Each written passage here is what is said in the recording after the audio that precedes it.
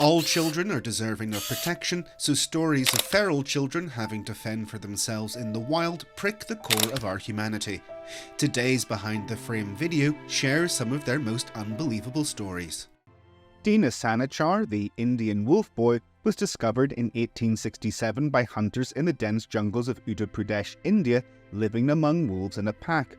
When captured and brought to an orphanage in Agra, the 6-year-old boy, named 𝗨𝗨𝗃𝗯𝗃 after the day of his arrival, exhibited strikingly feral behaviour. He walked on all fours, preferred raw meat, and communicated only in grunts. Despite years of effort by caregivers, he never learned to speak, highlighting the mysteries of human language development. Curiously, 𝗨𝗨𝗃𝗯𝗃 seemed to bond more with animals than with humans, reportedly forming a close relationship with the dog at the orphanage. He even continued to sharpen his teeth by gnawing on bones, much like a wolf would. 𝗨𝗨𝗃𝗯𝗃's life, which ended in 1895 due to tuberculosis, remains a poignant and eerie example of the thin line between human and beast, inspiring stories like The Jungle Book and fueling a fascination with the untamed corners of human nature. Marcos Rodriguez Pantoja, born in 1946 in Spain, lived one of the most extraordinary lives imaginable after being sold to a goat herder at age 7. When the herder died, Marcos was left alone in the rugged Sierra Morena mountains, where he spent the next 12 years living among wolves. He became part of a wolf pack, learning to howl, hunt and survive like his wild companions, who accepted him as one of their own. Discovered at 19 by the Civil Guard, Marcos struggled to reintegrate into human society, having forgotten how to speak and finding human behaviour bewildering compared to the straightforward life with wolves. Curiously, even after returning to civilization, Marcos often longed for the simpler, more sincere life he had known in the wild, where he claimed the wolves treated him with more kindness than many humans did. His story, filled with both hardship and a unique bond with nature, has been widely documented and remains a fascinating tale of survival and the deep connections that can form between man and beast. Jeannie Wiley, born in 1957, lived through one of the most harrowing cases of child abuse and isolation ever documented.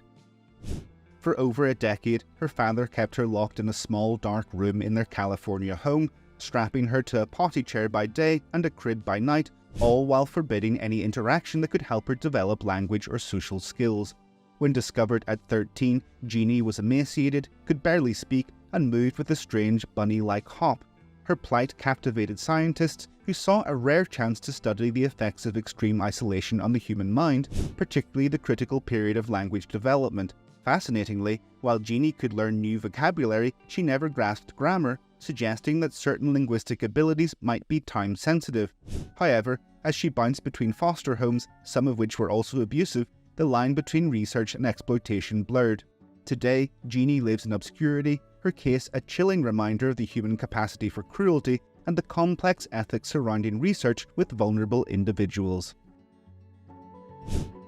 Peter the Wild Boy, discovered in 1725 wandering naked in the German forests, captivated Europe with his feral behaviour and non-verbal communication. Brought to England by King George I, Peter became a living curiosity at the royal court, dressed in fine clothes but never learning to speak. He was treated more like a human pet than a guest, with his wild antics and inability to adapt making him a spectacle. Despite his struggles, Peter could recognise familiar faces and show affection, suggesting a complex inner life. After the court's fascination waned, he lived out his days with a farmer in Hertfordshire, becoming a local figure until his death in 1785.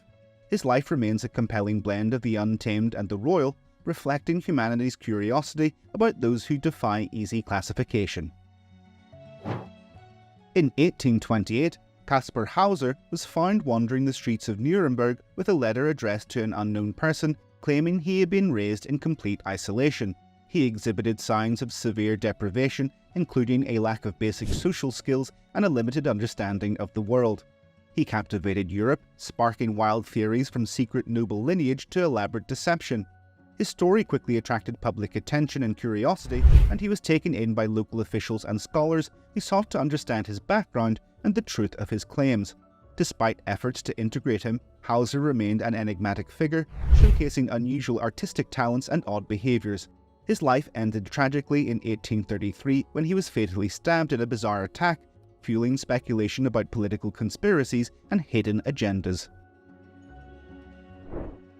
𝗦𝗁cie𝗍𝗲𝗃𝗲𝗄, discovered in 1731 living wild in French forests, stunned Paris with her astonishing leap from feral isolation to social adaptation.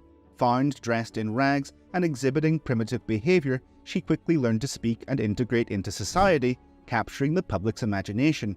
Notably, 𝗦𝗁cie𝗍𝗃's case was so compelling that it led to widespread fascination with feral children in the 18th century. Curiously, she was even featured in contemporary art and literature as a symbol of human resilience. Despite her rapid adjustment, she never fully escaped the shadows of her past, and her transition from rags to relative comfort became a dramatic tale of adaptation and hope. By the time she died at age 63 in 1775, she was notably wealthy herself. It was said that she preferred to wear silk and velvet clothing, and yet she still maintained a certain wildness in her appearance. Oksana Malaya, born in 1983 in Ukraine, became a poignant symbol of severe neglect when, by age 3, she was found living alongside dogs and mimicking their behaviour after her alcoholic parents neglected her. Discovered in 1991, Oksana exhibited dog-like traits, walking on all fours and barking, due to her harsh upbringing. Rescued and placed in a special care facility, she underwent intensive therapy, making remarkable progress by learning to walk upright and speak. Today, in her early 40s, Oksana lives in a care facility for adults with disabilities, her dramatic journey from feral child to rehabilitated individual, highlighting the extraordinary resilience and adaptability of the human spirit. 𝗬𝗵𝟐𝗂𝗲, born in 1990 in Russia, survived extreme neglect by living among a pack of stray dogs in Moscow from ages 4 to 7 after being abandoned by his mother. The homeless Russian boy and his companions begged for food from a local bakery. In the cold of night, 𝗬𝗵𝟐𝗂𝗲 curled up with a pack of dogs in order to fall asleep. The dogs not only provided him with food and warmth, but also protected him from dangers on the streets. Discovered in 1998, Ivan was found in poor health but physically unharmed, exhibiting dog-like behaviours such as barking and running on all fours. 𝗬𝗵𝟐𝗂𝗲 was soon placed into an orphanage near Moscow.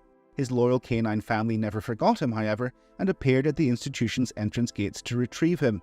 Unfortunately, local officials decided to kill the dogs, which 𝗬𝗵𝟐𝗂𝗲 described as his only family. Today, Ivan has made significant strides in his rehabilitation, transitioning from his feral beginnings to reintegration into society. Marina Chapman's life is a tale of survival that defies belief. Abducted at around 5 years old in Colombia, she escaped her captors and ended up in the jungle, where she lived for another 5 years among a troop of capuchin monkeys. She began to follow the roaming family of primates around. Wordlessly leading her to fruits and nuts, they ultimately accepted her as one of their own. However, she soon learned some of the tougher laws of the jungle. "They don't give you anything," said Chapman. "You just have to wait until something drops, and then you have to move quickly because if you don't, another monkey will take it away." Discovered by hunters at around 10 years of age, Marina faced the daunting challenge of rejoining human society, having forgotten her original language and norms. Curiously, even after her rescue, she retained monkey-like reflexes and instincts. Her incredible journey from the jungle to normal life was chronicled in her memoir, The Girl with No Name, capturing the world's imagination and offering a rare glimpse into the resilience of a child who survived and thrived in the wild.